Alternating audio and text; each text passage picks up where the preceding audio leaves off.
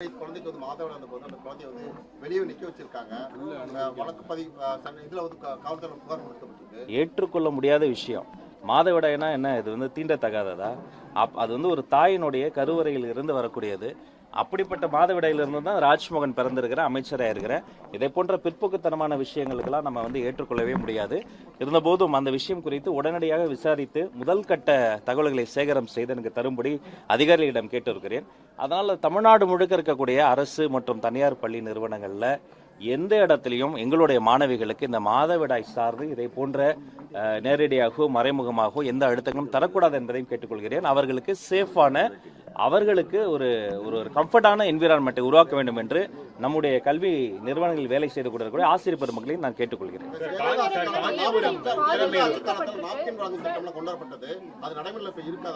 ஏற்கனவே நான் சொல்லியிருக்கிறேன், இதற்கு முந்தைய அதிமுக ஆட்சிகளில் என்னென்ன நல்ல திட்டங்கள் கொண்டு வரப்பட்டதோ அதையெல்லாம் மேம்படுத்தப்பட்டு தொடரவும் செய்வோம். அதே சமயம் அதில் ஏதாவது லீக்கேஜ் இருந்தால், ஒரு உதாரணத்துக்கு சொல்கிறேன், ஒரு 10 பயனாளர்கள் இருக்காங்கன்னு ஒரு கணக்கு அனுப்பிச்சிட்டு 6 பயனாளர்கள் மட்டும்தான் இருக்கிறாங்க, இடைத்தரகர்கள் வந்து அந்த காசை மிச்சம் இருக்கக்கூடிய 4 பயனாளர் காசு இருந்தால் அதை கண்டறிந்து அது கலைந்து சரி செய்யப்பட்டு மற்றபடி எல்லா நல்ல திட்டங்களும் தொடரும், இதுவும் தொடரும். ஒரு கேள்வி, சீஃப் மினிஸ்டரோட புகைப்படத்தை மாட்டணும் அப்படின்னு சொல்லிட்டு உள்ள போய் ரீல்ஸ் எடுத்தது அப்படி போட்டுருக்கிறது ட்விட்டர்ல சோசியல் மீடியாவில் வைரலாக போயிட்டு இருக்கிறத சகல கட்சி நண்பர்களுக்கும் தோழர்களுக்கும் ஒன்று சொல்லிக்கிறேன். எங்களுடைய பள்ளிக்கூடங்கள் என்பது அறிவியலாளர்களும் ஆளுமைகளும் கல்வியாளர்களினுடைய திருவுருவப் படங்களும் மாட்டணும். ஐயா அப்துல் கலாம் படத்தையும் அங்கே நம்முடைய மண்ணின் மைந்தர்களாக இருக்கக்கூடிய இஸ்ரோ சிவன், மயில்சாமி அண்ணாதுரை அதை போன்றவர்களினுடைய படத்தை மாட்டினால் உள்ளபடியே மாண்புமிகு தமிழ்நாடு முதல்வர் அப்போதுதான் மகிழ்வார். இனிமே கல்வி நிறுவனங்கள்ல இதை போன்ற நம்மளுடைய அரசியல் தலைவர்கள் எந்த கட்சியுமே அது மாதிரி பண்ண வேண்டாங்கிறதையும் நான் கேட்டுக்கிறேன். சார் ஒரு கேள்வி சார், அதாவது சிறப்பு மாணவர்கள் பற்றி நீங்க நிறைய விஷயங்கள் பேசியிருக்கிறீங்க. ஆனா களத்துல பார்க்கும்போது சென்னையில 10 மாநகராட்சி பள்ளி வளாகங்களுக்குள்ள சிறப்பு மாணவர்களுக்கான மையங்கள் இயங்கிட்டு இருக்கு. கிட்டத்தட்ட 350 பிள்ளைகள் அங்க இருக்கிறாங்க. ஸோ அங்கே அந்த பிள்ளைகளுக்கான சரியான ஒரு வசதிகள் இல்லை அப்படிங்கிற ஒரு தகவல் வருது. குறிப்பாக சூளையில் இருக்கக்கூடிய மாநகராட்சி நடுநிலை பள்ளி வளாகத்துக்குள்ள 32 சிறப்பு மாணவர்கள் படிக்கக்கூடிய ஒரு மையம் ரன் ஆகிட்டு இருக்கு. அங்கே அவர்களுக்கு கழிப்பறை வசதி கூட இல்லைன்னு தகவல் வந்தது. நான் நேரில் போய் பார்த்தேன். 2 கழிப்பறை, ஒன்று உடஞ்சு கிடக்குது, யூஸ் பண்ண முடியாது.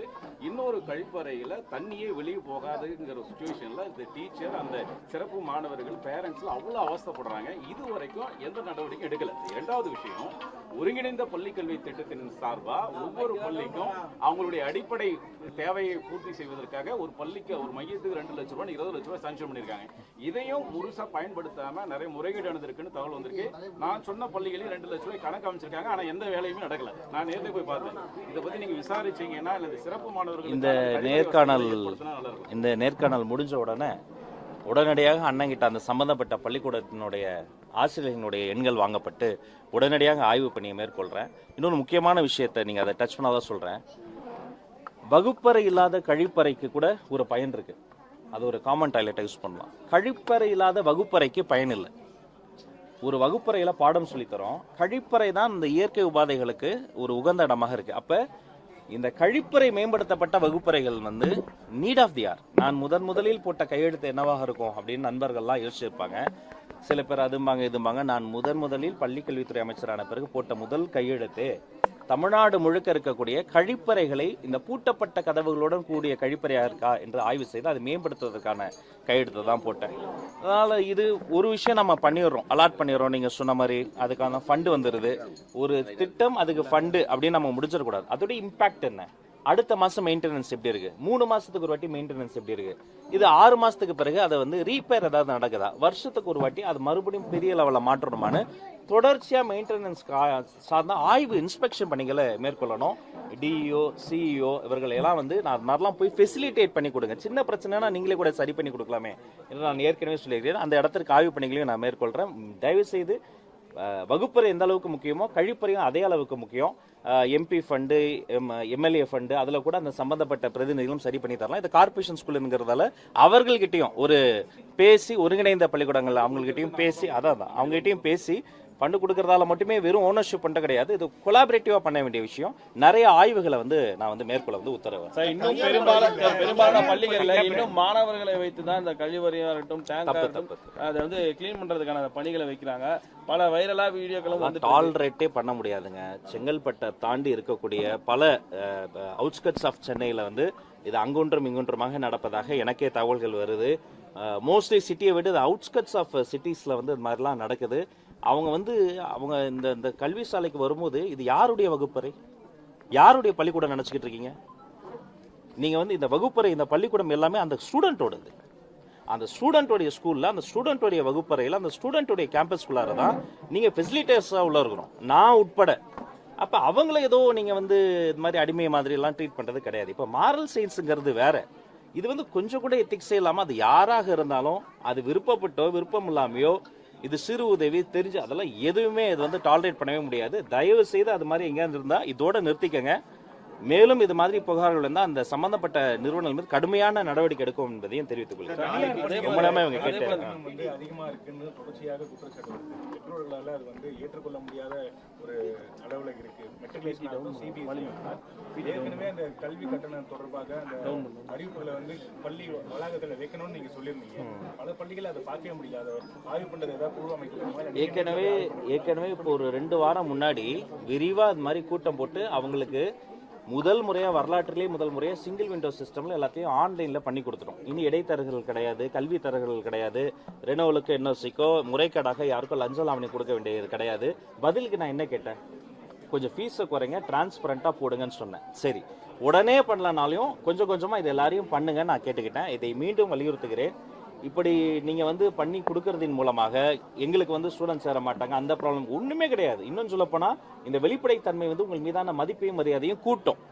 சில பள்ளிக்கூடங்கள் போட்டிருக்கிறாங்க, போட்டுட்டு எனக்கு வீடியோஸில் எடுத்து அனுப்புனாங்க, காணொலிகள் அனுப்பியிருக்கிறாங்க, கேட்பொலிகள் அனுப்பியிருக்கிறாங்க.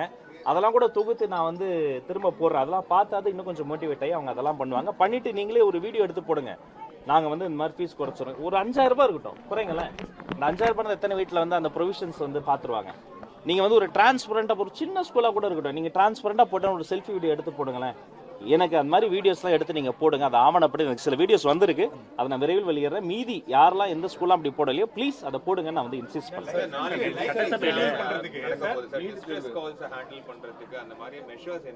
இல்லை, இப்போ டெக்ஸ்ட் புக்லேயே வந்து நம்ம வந்து அந்த ஹெல்ப்லைன் நம்பர்ஸ்லாம் கொடுத்துருக்குறோம். சம்மந்தப்பட்ட அந்த கல்வி நிறுவனங்களில் சில டீச்சர்ஸ்லாம் கூப்பிட்டு பிடிஏ கல்வி மேலாண்மை கூடலாம் அதை பற்றி விவாதித்திருக்கிறோம். அப்புறம் என்ன ஒரு கிரைசிஸ் வந்தாலும் வருவதற்கு முன்பே நம்ம தடுப்பதற்கான பல விஷயங்களை பண்ணியிருந்தாலும் கூடவே கிரைசிஸ் வரும்போது அந்த decision making, response time, quick response டைமாக இருக்கும். எந்த ஒரு கிரைசிஸாக எந்த ஒரு ப்ராப்ளம் அது ஸ்டூடெண்ட் சென்ட்ரிக்கோ அந்த கேம்பஸில் எது நடந்தாலும் அந்த ரெஸ்பான்ஸ் டைம் இன்னும் குயிக்காக இருக்கணுங்கிறதையும் நம்ம வந்து சுட்டி காட்டுவோம்.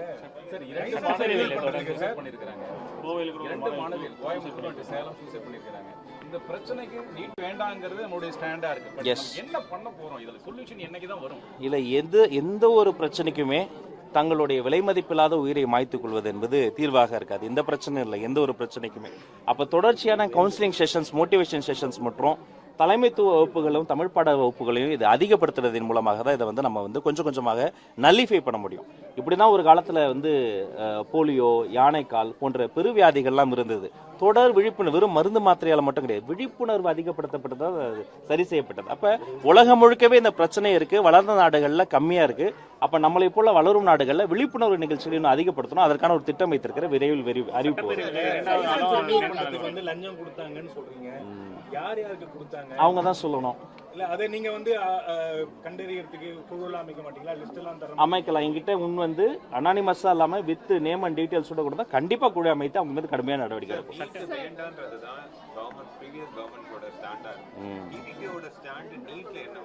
நாமளும் அதே தான் சொல்றோம். குழந்தைகளை கஷ்டப்படுத்தக்கூடிய எந்த ஒரு வலிந்து திணிக்கப்படுகிற எந்த ஒரு தேர்வு முறையும் வேண்டாம் தான் நாங்கள் தொடர்ந்து ஆட்சி வருவது முன்பு அதே தான் சொல்றோம், இப்பவும் அதே தான் சொல்றோம்.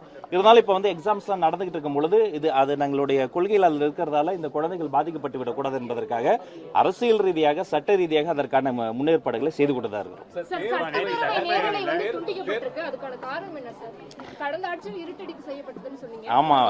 ஆமா, நான் தான் சொன்னேன், எல்லாரும் என் வீடியோவே எடுத்து போட்டு எல்லா சேனல்லையும் எல்லாம் இது பண்ணிக்கிட்டு இருந்தீங்க. நான் உண்மையே சொல்றேன், நேரலை போய் கொண்டு இருக்கின்ற நம்பிக்கையில தான் நானும் உள்ள ரொம்ப நேரம் பேசிக்கிட்டு இருந்தேன்.